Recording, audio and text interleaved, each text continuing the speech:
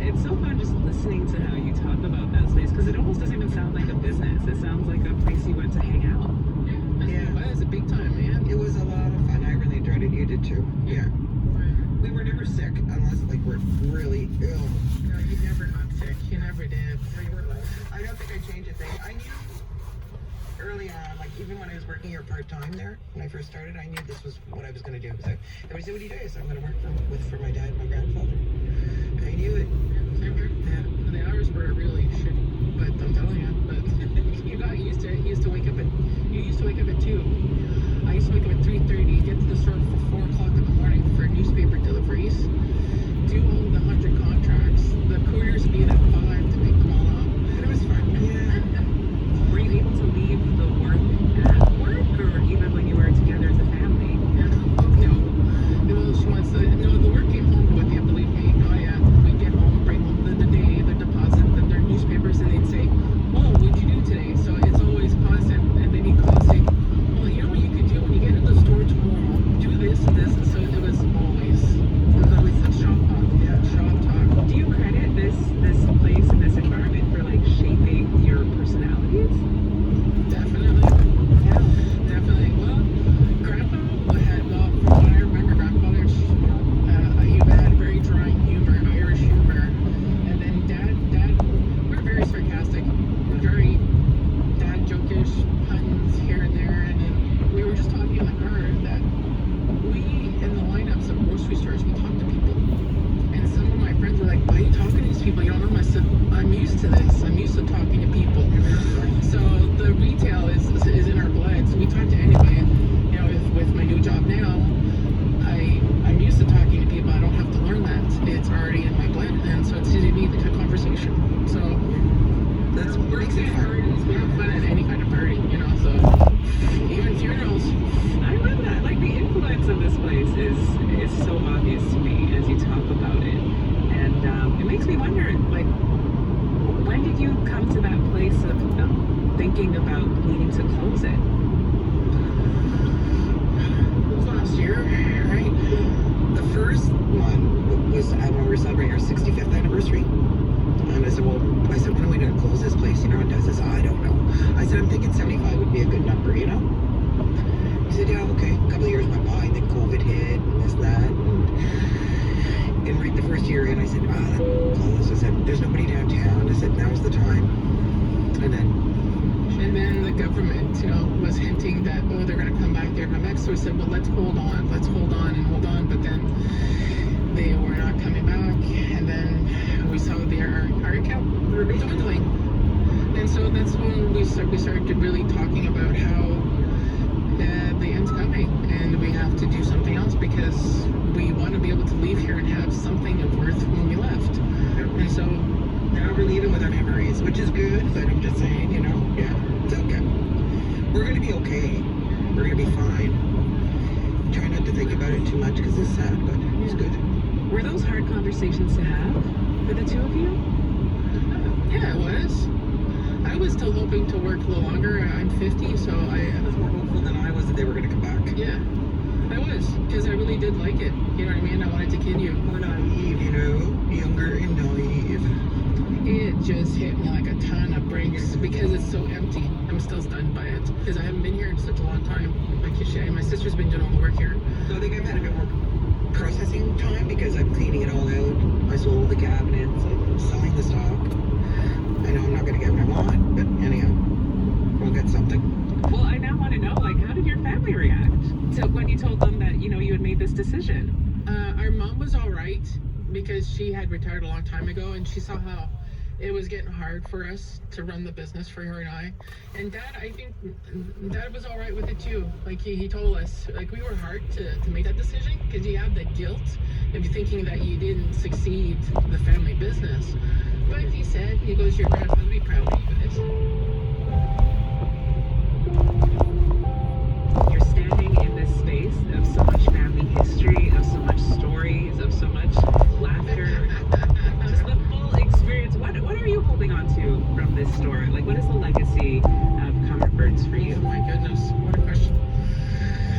Oh, the family is really important, you know, and if it wasn't wasn't for our grandfather starting this, we wouldn't be where we are today and developed into these people that like the human beings that we are right now. I credit a lot of that to our upbringing and working here, having good work ethics. That I really value, that we have really good work ethics. Like, you can depend on us if we go to work. And what else? What do you think? Well, I find that I remember all the good stuff. That's what you want to remember, all the good stuff. You don't think about the bad stuff because that doesn't cheer you up. My dad always said this. He said, we were lucky that this store raised my dad's family, it raised mine, and it took care of you girls. He says, not many people can say that a family business did that for them because they can't all work together.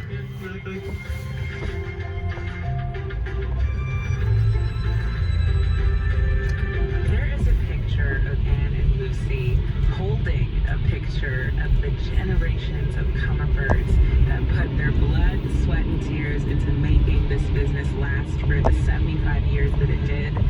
It's a reminder of all the people that it takes to make it work. We'll share that with you on the CBC Now or Never Facebook and Instagram.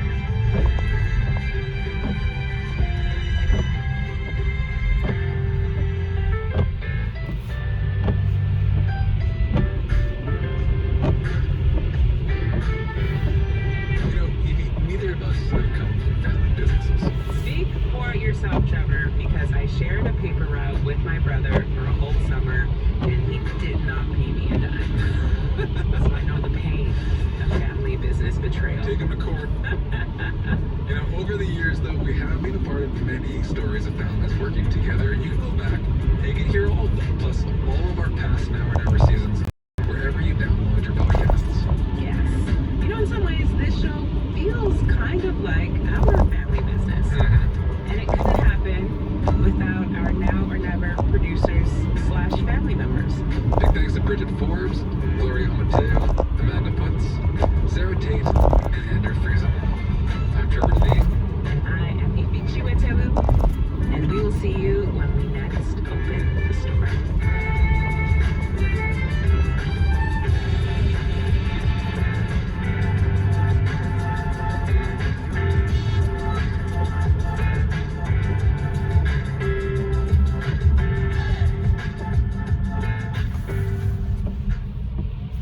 This is CBC Radio 1, 91.5 FM in Ottawa.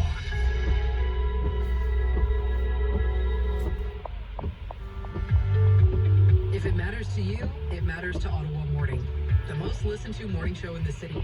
Join me, Robin Bresnahan, and the rest of the team as we bring you the news and analysis of the top stories, cut through the spin, and offer a connection to your community.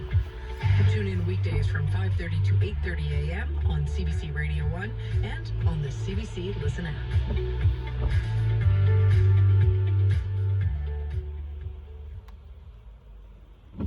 $500,000. That's how much Sean Menard proposed be taken from Ottawa's policing budget and put into an alternative mental health response strategy. His motion at yesterday's budget meeting was defeated. Today on All in a Day, the Capital Ward Councillor will join us to talk about that and another motion he put forward, which was successful, plus Tora on science and Vlad on film, all coming up on All in a Day. From CBC News, The World This Hour, I'm Tom Harrington. A Commons Committee has heard from two members of the independent panel established to watch for foreign interference during Canadian elections. Some MPs challenged their conclusion that the meddling did not rise to the level of threatening the integrity of the elections in 2019 and 2021.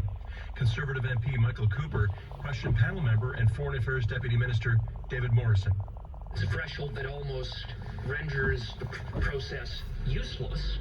If you're going to combat foreign interference, the most effective way of doing it is in real time. Intelligence is not truth, and it is often inaccurate or partial or, in fact, designed to throw us off our track. Both Morrison and fellow panel member Robert Stewart say they stand by their assessment that election integrity was not affected.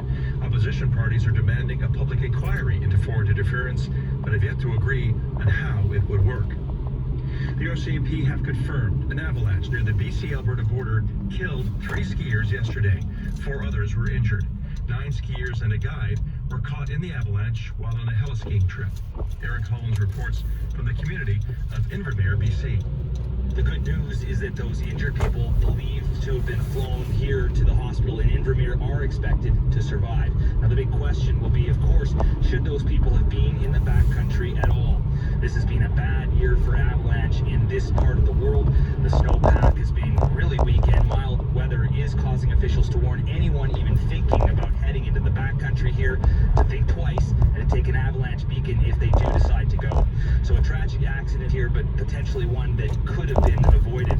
And today the really heartbreaking work of finding and informing the next of kin of those 3 dead skiers begins, and it won't be an easy job. We're told that all of the skiers, other than the guide on this trip, they're from out of the country. Aaron Collins, CBC News, Invermere, BC. Ottawa police have laid 12 charges against a man in connection with a major explosion at a housing development last month. They include criminal negligence, break-and-enter, and 6 counts of arson. Police say 35-year-old Cody Crosby is under arrest. The blast destroyed 4 homes in Orleans and badly damaged some others. Several people were sent to a hospital. The number of Canadian students needing mental health services has increased, according to Stats Canada, especially since the start of the pandemic. But there aren't enough resources to help them. So many organizations are trying to step up and fill the gap. Lisa Sheng has more. Woo! That kick-off to a fundraising campaign by Kids Help Phone to expand their services that offers mental health support to young people. CEO Catherine Hayes says more kids are reaching out than ever. What we are seeing are young people really worried about the state of the world.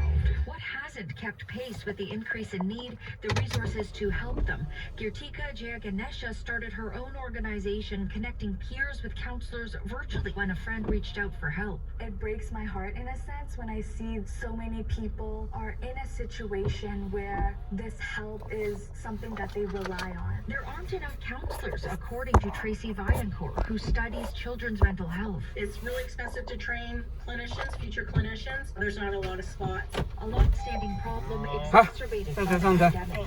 Lisa Sheng, CBC News, Toronto. To Britain now.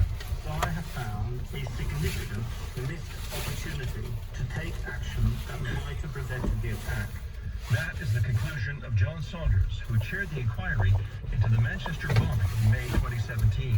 22 people were killed and hundreds more injured by a homemade bomb at an Ariana Grande concert.